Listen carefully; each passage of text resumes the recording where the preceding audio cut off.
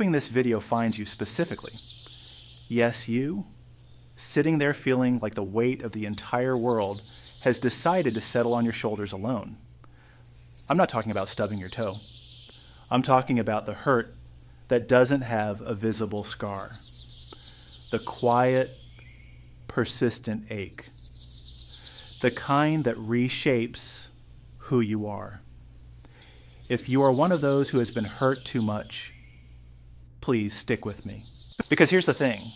When the soul gets too heavy, you don't just carry it. You start doing things differently. You develop habits, mechanisms, silent languages that only others who've been there can read. You might think you're hiding it. I'm here to tell you, you're not as clever as you think, my friend. Let me show you what you're probably doing right now. Look at Emma over here. She seems perfect, doesn't she? The life of the party, always with a joke, always a smile. But watch closely. Watch the cracks where the light doesn't get in. Because her smile is a shield she built, brick by heavy brick, after the first 10 times life hit her. When you're hurt too much, your first defense is armor.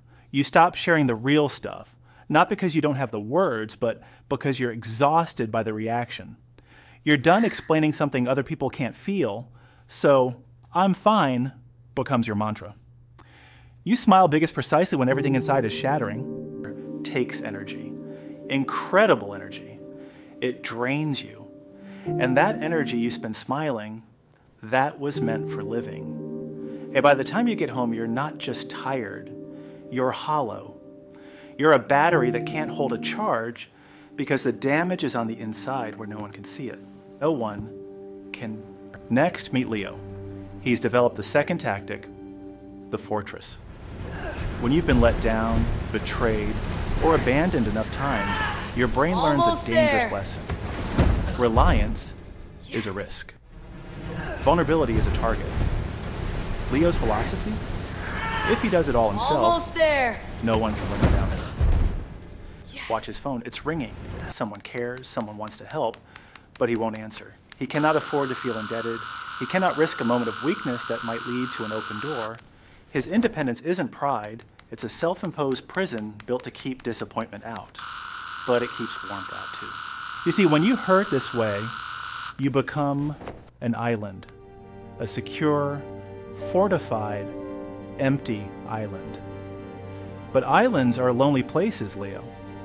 And when you refuse a helping hand, you're not proving your strength. You're just solidifying your isolation. Strength isn't carrying the world. Strength is knowing which loads you can't carry alone.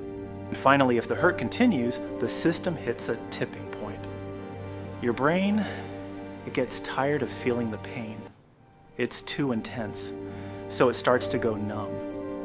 Big events, holidays, achievements, tragedies, they just wash over you like static. You're there, but you're not there. You've turned down the volume on your own life. But the human heart isn't built to be empty. It must feel something.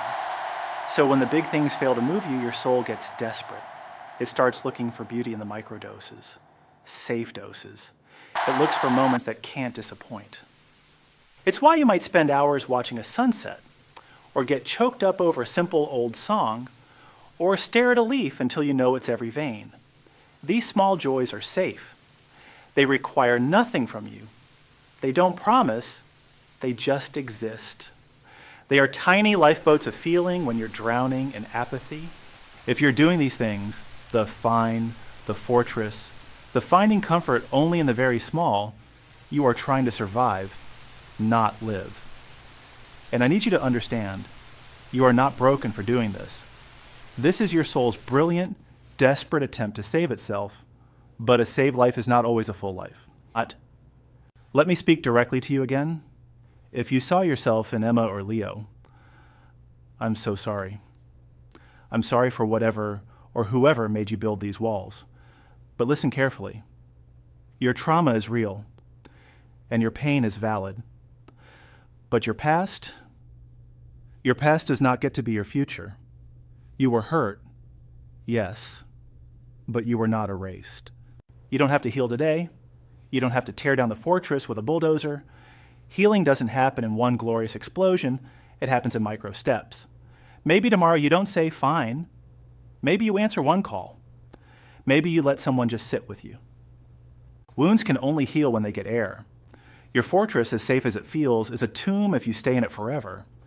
You are allowed to be not okay. You are allowed to need people. Your heart, damaged as it is still beating. And as long as it's beating, there's a chance for it to learn to feel everything again. You're not broken. You're on factory settings trying to reboot your life. And it takes time. Next time someone asks how you are, try not to answer right away. Take a breath. Look for a small truth, even if it's just, I'm managing. Be patient with yourself, and please, please, keep breathing. See you next time.